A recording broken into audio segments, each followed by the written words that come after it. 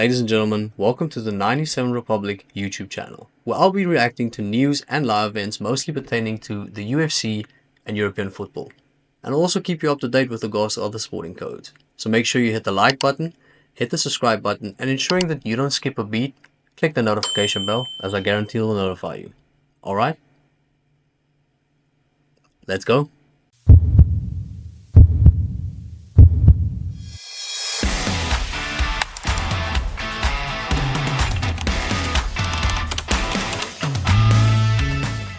Ladies and gentlemen, I hope everybody is doing good. I hope 2025 is treating everybody good. Before breaking down and predicting the first main card of 2025, I want to get something off my chest first. And pertaining to Dana White, my honest reaction is round of applause. Alright, pertaining to 2024, we had an incredible year with regards to the UFC. And what does Dana do? He decides he's not going to rest on his laurels. He is going to put up, arguably, the best event of 2025 in the first week, right? He's going to take two fan favorites, Mackenzie Dern, Amanda Ribas, match them up against each other in a rematch as the first event of 2025. Now, I'm going to go out on a limb and say, might be fight of the year. It might be performance of the year. And as to why Mackenzie Dern and Amanda Ribas are fan favorites, I couldn't guess. I couldn't take an educated guess as to why Mackenzie Dern and Amanda Ribas are fan favorites. But if I had to guess, if my life was on the line and I had to take an educated guess, I would say that it may have something to do with how they physically look like. Now, am I saying that it's not with regards to their MMA skills and either the Brazilian Jiu-Jitsu? I'm not saying that, but I'm saying that there might be a bigger reason behind why they are fan favorites. And I'm also going out on a limb in saying that if Dana White decided tomorrow that he was going to take Amanda Ribas and Mackenzie Dern and schedule them for the remainder of 2025 and every single week, no complaints whatsoever from either me or the MMA community. If Dana White decided that he's going to just scrap training camp, we're going to have Mackenzie Dern versus Amanda Ribas, any card, you just slide them in there, no complaints. We would be fixated, locking eyes with the television, no matter what. And do I have any facts to substantiate that take? Not at all. It's just hypothetically speaking, that would be my educated guess and my reasoning behind why we would definitely lock in every single week if we had Amanda Ribas and Mackenzie Dern, because of the jiu-jitsu and because of obviously the incredible fight and nothing bar that. So that's just something that I wanted to get off my chest. Dana, thank you very much. They say that you don't usually get the hero you want, you get the one you deserve. I don't think we deserve Dana White, but thank you. We will in fact be accepting Dana White on behalf of probably the MMA community. Now, going into the first main card of 2025, the main card starts off with Punahele Soriano facing Uros Medish.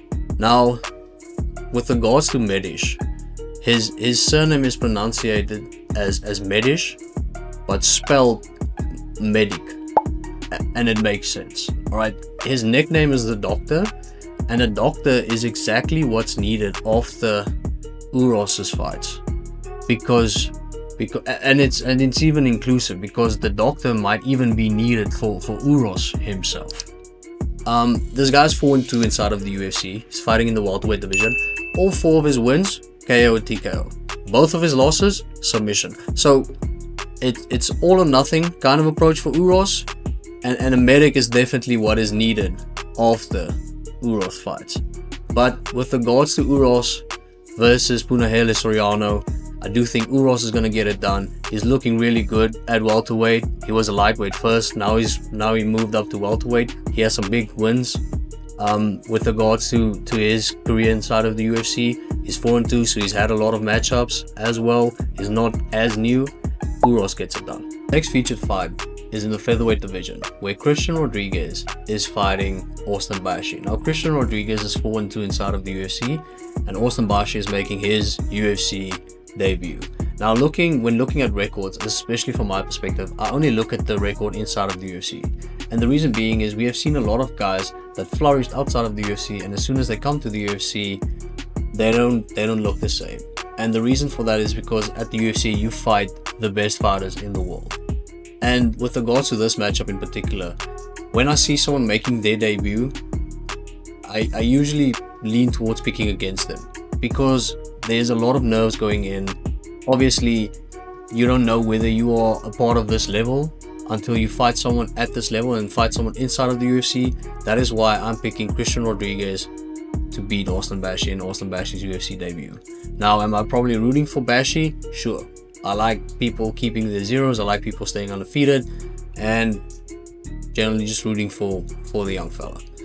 Next, we have Chris Curtis versus Roman Kopylov inside of the UFC middleweight division. Now, Chris Curtis has been a perennial top 15 middleweight for a very long time. Okay, he is currently 5-3-1 inside of the UFC, meaning that he has had 9 fights inside of the UFC. He has won 5, lost 3, and had no contest. And his opponent Roman Kopylov is 5-3 inside of the UFC, and he started off his first 2 fights with losses. So you can basically say that Roman Kopylov in his last 6 fights are 5-1, and Chris Curtis has never been stopped inside of the UFC. But before he was at the UFC, he was at the PFL, where he lost by a stoppage. But inside of the UFC itself, he has never been finished.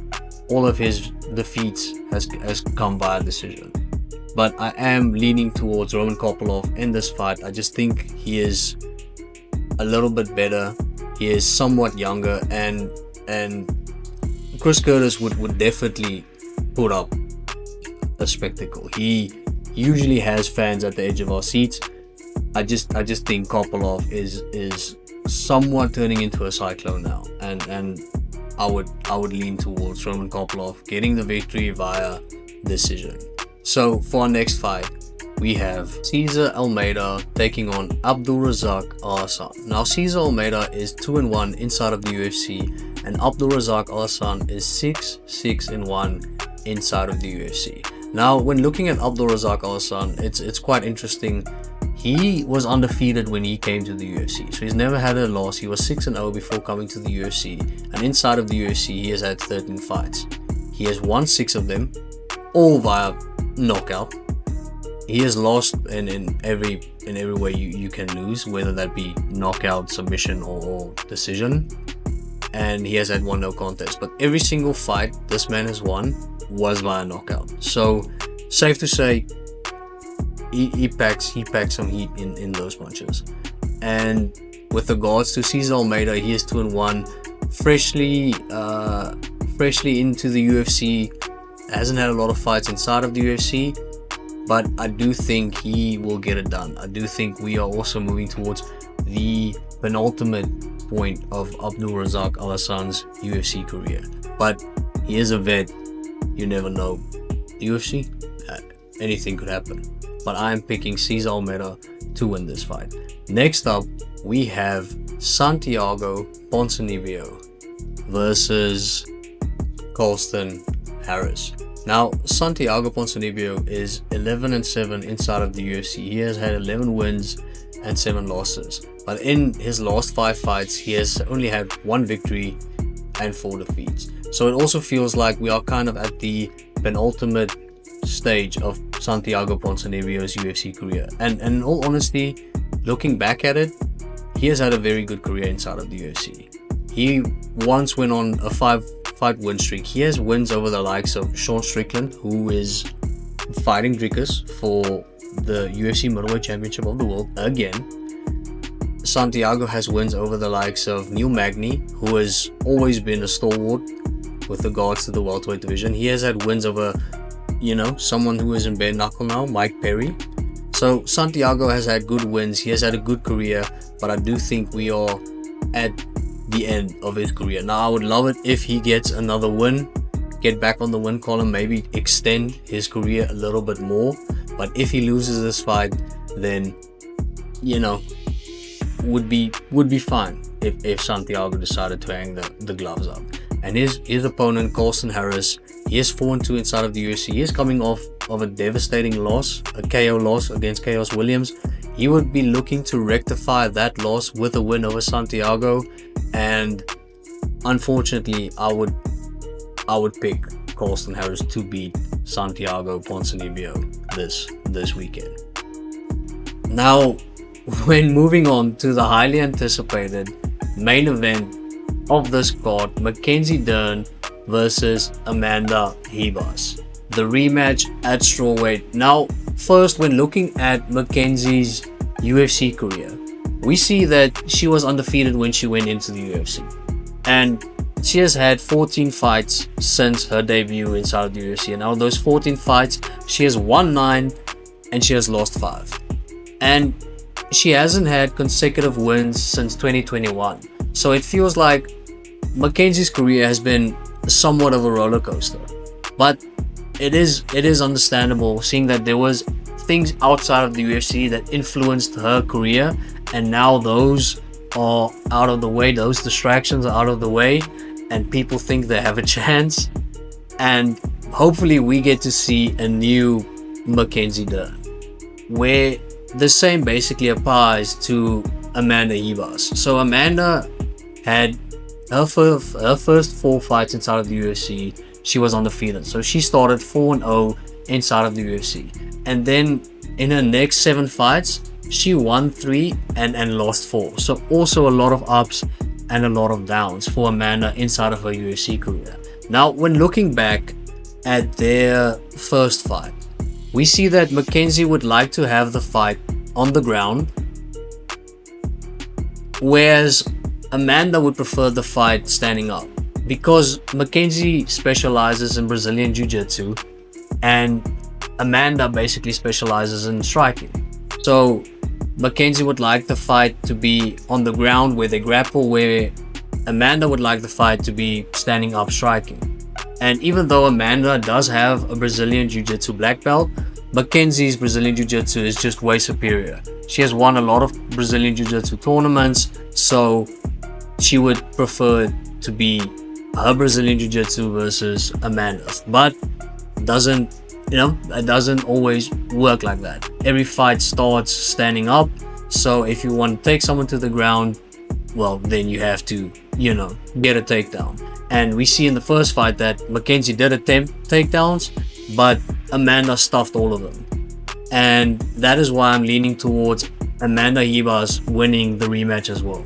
She just feels quicker on the feet. She's a much better striker. She stuffed Mackenzie's takedowns in the first one, so I think she'll be able to do it again. And she just feels like a more complete fighter.